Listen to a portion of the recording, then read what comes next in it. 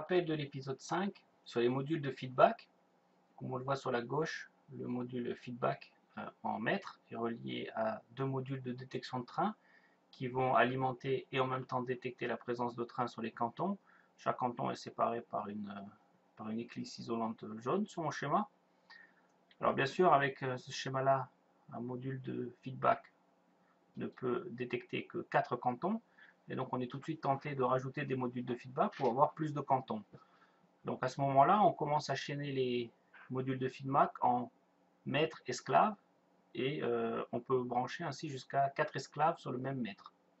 Alors bien sûr, chaque module de feedback doit être ramené par un câble RJ11 Massot ou fait maison vers la centrale, mais comme la centrale dispose que de 4 entrées à l'avant et 2 entrées à l'arrière, on peut être vite limité et c'est pour ça que Massot a mis à notre disposition une extension de bus, le module Massot 813 8001, qui permet lui-même de rechaîner 4 autres modules de feedback. Et de cette manière, on peut brancher un grand nombre de modules. On va voir exactement combien dans quelques instants. Un rappel sur la rétrosignalisation que nous avons vu dans l'épisode 5.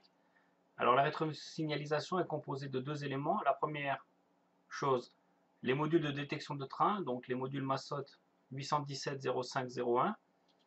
L'avantage pour les fainéants comme moi, ils ne se programment pas et chaque module possède sa propre alimentation à partir du signal DCC track plus, track moins.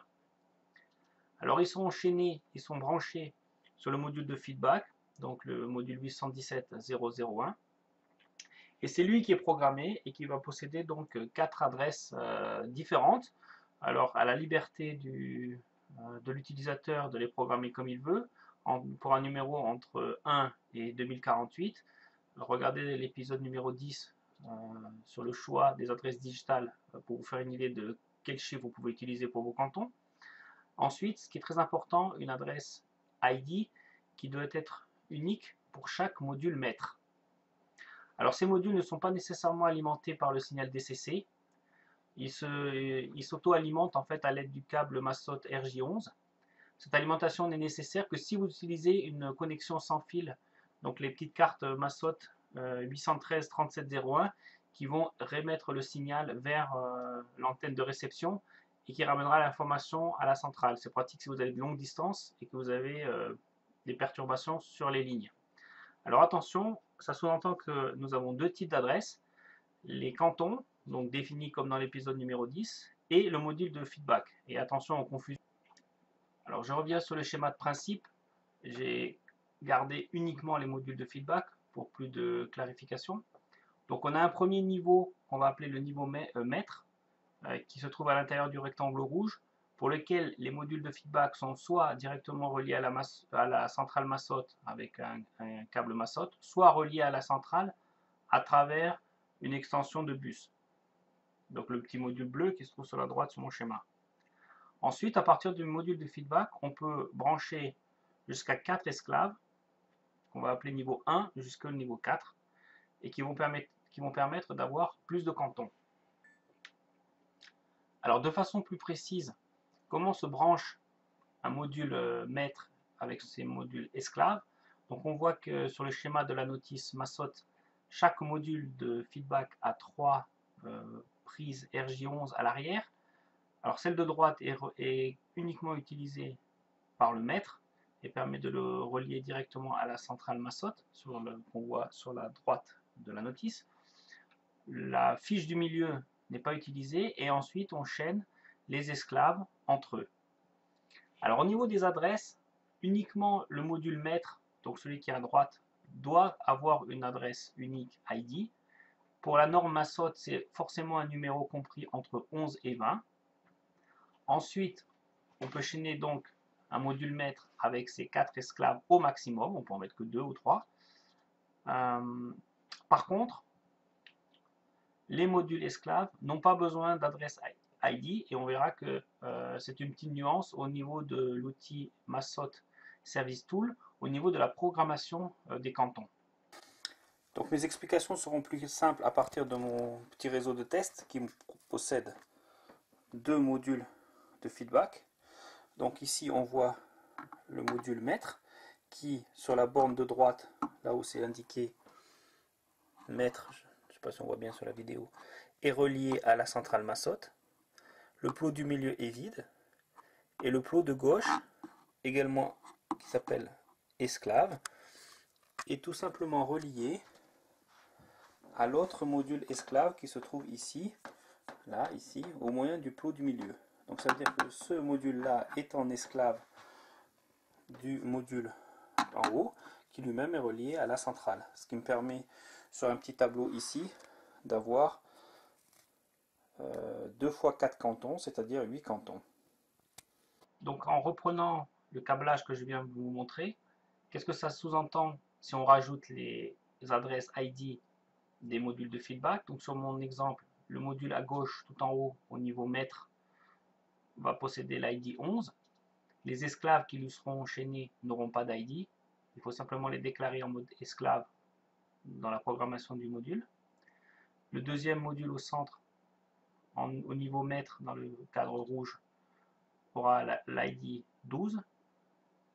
Et pour l'exemple, le troisième module feedback, toujours relié à l'extension de bus, aura l'ID 19. Là encore, 11, 12, 19, c'est les numéros qui vous arrangent. Vous savez que le numéro doit être compris entre 11 et 20, mais vous avez l'entière liberté de choisir ce qui vous arrange. Qu'est-ce que cela donne quand on est sous le Massot Service Tool et qu'on veut programmer un module de feedback en maître ou en esclave? Alors déjà, on choisit le module de feedback, donc c'est le 817001. Si vous vous souvenez, le numéro 5, ici l'ID number, c'est ce que je vous ai dit. Ça doit être une adresse entre 11 et 20 si le module que vous programmez est en maître. S'il est en maître, choisissez le numéro, ici, par exemple 14. Ici, au niveau du type de bus, attention de bien vérifier que vous êtes en maître si vous avez indiqué un numéro. Si vous êtes sur un esclave, il suffit de choisir 2. Et à ce moment-là, le numéro qui est ici n'a pas d'importance. L'ID number n'a pas d'importance. C'est bien le bus type, donc le type de bus qui indique, je reprends la petite aide, 1 maître, il faut donc un ID number au-dessus, 2 esclaves, Massot se moque du numéro de l'ID. Ensuite, si vous vous souvenez au niveau de la programmation, ici, il faut sélectionner détection de train pour les 4 sorties. Donc ici, détection de train, ici, détection de train, ici, détection de train. Donc encore une fois, les 4 configurations ici, détection de train, détection de train, détection de train, détection de train. Et ici, vous indiquez simplement les adresses que vous voulez utiliser. Vous pouvez mettre 121, 242, le numéro que vous voulez. Il n'y a aucune contrainte au niveau de Massot. Vous n'êtes pas obligé d'avoir un numéro qui suit. À vous d'avoir votre propre codification. Je vous en ai proposé une à l'épisode 10. Quand tout a été vérifié, là je ne suis pas connecté, vous appuyez sur le petit crayon et toutes les valeurs que vous allez sélectionner seront envoyées sur le décodeur Massot. Alors pour conclure ce tutoriel, quel est le nombre maximum de cantons que peut gérer une centrale Massot? Le calcul est relativement simple, puisque un module de feedback peut être relié à 2 modules de détection de train, qui sont eux-mêmes reliés à 2 cantons. C'est-à-dire qu'un module de feedback peut gérer 4 cantons. Ensuite, un module maître, avec son ID unique, peut être chaîné à 4 modules esclaves. Donc au total, on peut avoir un groupe de 5 modules de feedback qui peuvent gérer 20 cantons. Le nombre d'adresses disponibles par Massot fait que les modules maîtres ont une adresse unique comprise entre 11 et 20, ce qui nous fait un total de 10 groupes. De cette façon, la conclusion est que le nombre maximum de cantons que peut gérer une centrale Massot est de 20 cantons par 10 groupes de modules de feedback, c'est-à-dire 200 cantons. Si votre réseau dépasse les 200 cantons, il faut passer à une deuxième centrale Massot et séparer le réseau en 2 sous-réseaux. Il est possible de brancher les train contrôleurs à 2 centrales Massot. Il suffit pour cela d'avoir 2 câbles USB, mais je pense qu'avec un réseau de 200 cantons, vous aurez déjà beaucoup de choses à faire.